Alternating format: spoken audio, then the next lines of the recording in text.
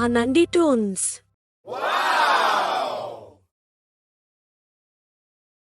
बानीपुर में रामू काका गांव के चौपाल पर बैठकर लोगों और बच्चों को कहानियां सुनाता है।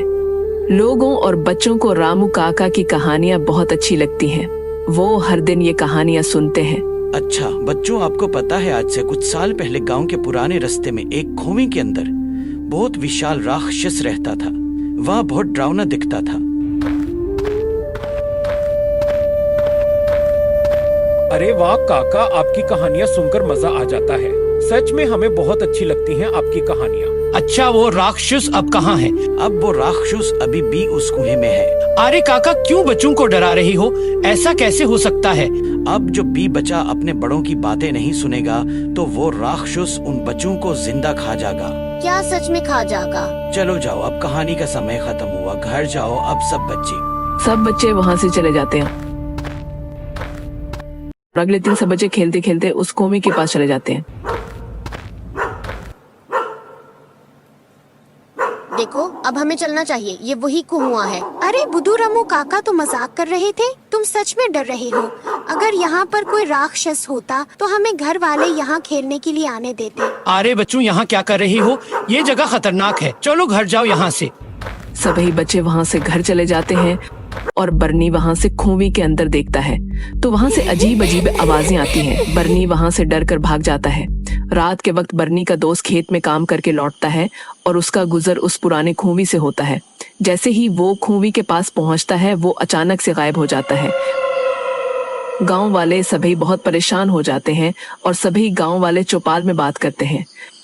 मुखिया जी, हमें कुछ करना होगा यहाँ से। जो कोई बेरात के वक्त काम करके लौटता है तो वो उस पुराने कुहमी के पास से गायब हो जाता है। अगर कोई रास्ता भी नहीं है गांव से बाहर जाने का। हाँ, अब तो मुझे बेफिक्र होने लगी है। सब लोग सुन लें अब से। जब तक हम इस समस्या का हल ना ढूंढ लें तब तक कोई भी व्यक्ति गांव से बाहर नहीं जाएगा। तब से उस रास्ते से लोगों ने आना जाना बंद कर दिया। पीहर एक दिन बर्नी की दादी की हालत खराब हो जाती है और वो बहुत दुखी हो जाता है। इसलिए बर्नी दवाई लेने के लिए उस पुराने रास्ते से शहर जाता है, लेकिन वापस आते वक्त रात हो जाती है और बर्नी को डर लगने लगता है। यार, काफी रात हो गई है। अब मैं पुराने रास्ते से जा रहा हूँ। काश मैं किसी दोस्त के साथ जाता दवाई लेने के लिए। मुझे बहुत डर लग रहा है। बर्नी जैसे ही उस रास्ते पर पहुंच जाता है जहां वो पुराना कुआं होता है। रात के वक्त कुआं और भी खौफनाक दिखाई लगने लगता है। अरे भाई, ये कितना डरावना लग रहा है। मुझे बहुत डर लग रहा है। बर्नी जैसे ही कुएं के पास पहुंचता है वो अचानक गायब हो जाता है। उधर जब बर्नी इतनी देर तक गांव वापस नहीं आता तो दादी बहुत परेशान हो जाती है।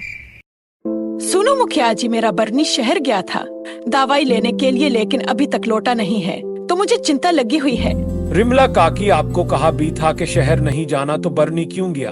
बेटा, मेरी हालत खराब हो गई थी इसलिए वो गया था। मुखिया जी चलिए अब बर्नी को ढूंढने के लिए जाएं। मुझे बहुत डर लग रहा है। नहीं काकी, अभी बहुत रात हो गई है। अभी हम वहाँ गए तो हमें भी वो कुआं निगल जाएगा तो हम सब सुबह जाएंगी वहाँ। नहीं, मुझे अपने बच्चे को बचाना है। मैं जाऊंगी उसे ढूंढने।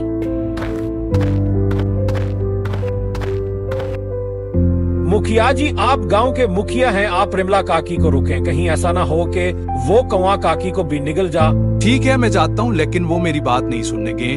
मुखिया जी उस कुएं के रास्ते जाने लगते हैं रिमला काकी के पीछे। रुकिए रिमला काकी,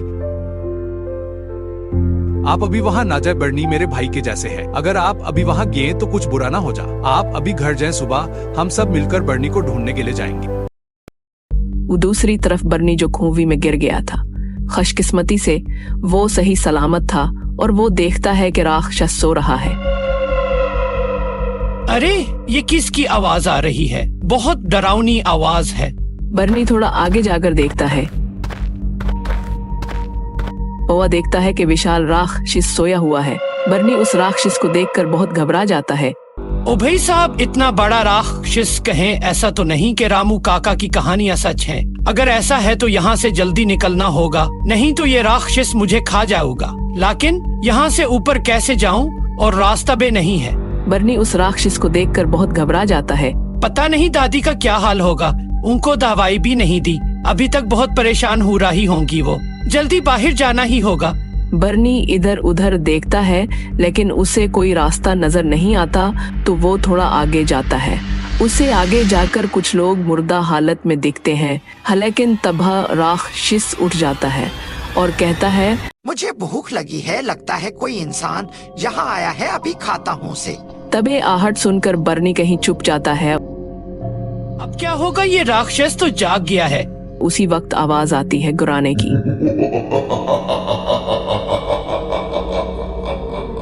आई ऊपर वाले मेरी रक्षा करो, मुझे बहुत डर लग रहा है। बर्नी पीछे देखता है तो वो राक्षस उसके सामने खड़ा होता है। आज मुझे इतने दिनों के बाद अच्छा खाना मिला है, मैं तुझे हड्डियों समेत खाऊंगा। जैसे ही बर्नी ये बात सुनता है वो जल्दी से वहाँ से भाग जाता है और कहीं और जाता है। अरे ये क्या हुआ, इतनी जल्दी कहाँ गया? वो खैर कुछ भी हो, अब वो बच नहीं सकता मुझसे। राक्षस उसकी खुशबू सूंघ कर उसे ढूंढने लगता है, लेकिन बर्नी वही छुप जाता है और थोड़ा आगे की ओर जाता है। वहाँ वो कुछ और लोगों को देखता जो मुर्दा हालत में पड़े होते हैं। अरे ये क्या है, इतने सारे लोग इस राक्षस ने मार दिया है और लगता है इनका खून भी पी गया है। मुझे बहुत डर लग रहा है, क्या करूं आखिर, कैसे यहाँ से बाहर निकलूं? लेकिन पास ही में उसे कोई और एक जिंदा इंसान दिखाई देता है। बर्नी जल्दी से उसके पास जाता है। अरे चाचा, आप यहाँ कब से कैद हैं और इस राक्षस से बचे हुए कैसे हैं? अरे बेटा, जब से मुझे इस राक्षस ने पकड़ा है तब से लेकर आज तक मुझे ये आहिस्ता आहिस्ता खून पीकर अपनी प्यास बुझाता है और दूसरे लोगों को मारकर खा जाता है। ये तो रामू काका ने कहानी में सुनाया था, लेकिन आज अपनी आंखों से देख लिया। बेटा जल्दी से कहीं भाग जाओ यहाँ से या कहीं छुप जाओ, वरना वो राक्षस तुम्हें खा जाएगा। नहीं चाचा, आप फिक्र ना करें, मैं आपको यहाँ से बाहर लेकर जाऊंगा। उधर दादी और गांव वाले मंदिर में खड़े होकर प्रार्थना करते हैं। ए ऊपर वाले, मेरे बरनी को अपने हिफाजत में रखना, ना जाने कहाँ होगा वो। वहाँ पर एक साधु बाबा आते हैं। आप सब लोग यहाँ क्या कर रहे हो? यहाँ से जल्दी से भाग जाओ, क्योंकि रात गहरी होने वाली और पास ही कुएं से राक्षस बाहर आता है इंसानों को खाने के लिए। सभी लोग साधु बाबा की बात सुनकर खौफजदा हो जाते हैं। आप कौन हो बाबा, और ऐसा क्यों बोल रहे हो? आपको यहाँ आज से पहले कभी नहीं देखा। इस गांव में बहुत बड़ा राक्षस है, वो तुम सब लोगों को खा जाएगा। बाबा, आप बहुत बड़े सन्यासी लगते हैं, क्या आपको पता है मेरा बरनी कहाँ है? वो उस वक्त राक्षस की गुफा में है। ऊपर वाले की मर्जी के बिना कुछ नहीं हो सकता। क्या वो राक्षस का आपको कैसे पता चला, और हम सबको क्यों खा जाएगा? वो राक्षस दूर एक जंगल से आया है और वो सभी लोगों को खाना चाहता है। तो क्या उससे बचने का कोई रास्ता नहीं है? हाँ, एक रास्ता है। एक जादुई तलवार गुप्त है, उसे उस पत्थर के नीचे से निकालो और कुएं के अंदर फेंक दो, फिर जो भी होगा देखा जाएगा। साधु वहाँ से तलवार निकालता है और कुएं के अंदर फेंक देता है। उधर बर्नी वहाँ से निकलने का रास्ता ढूंढने लगता है, लेकिन अचानक वहाँ राक्षस आ जाता है। तो तू यहाँ पर छुपा हुआ है, चूहे में अभी तुम्हें निगल जाऊंगा।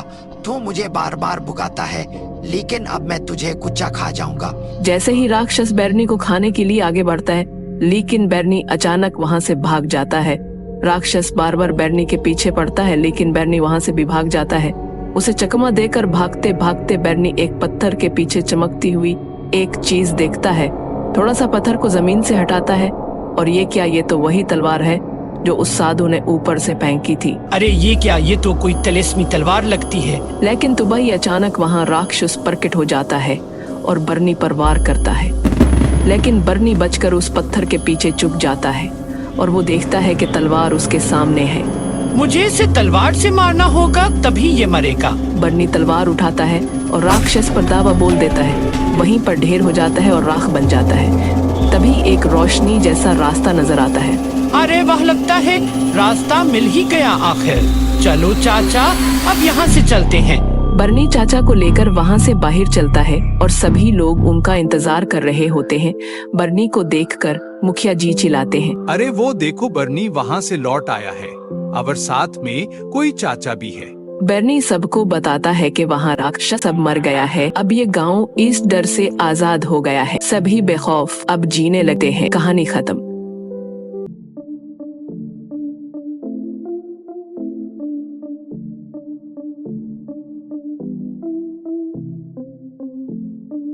Nandi Toons.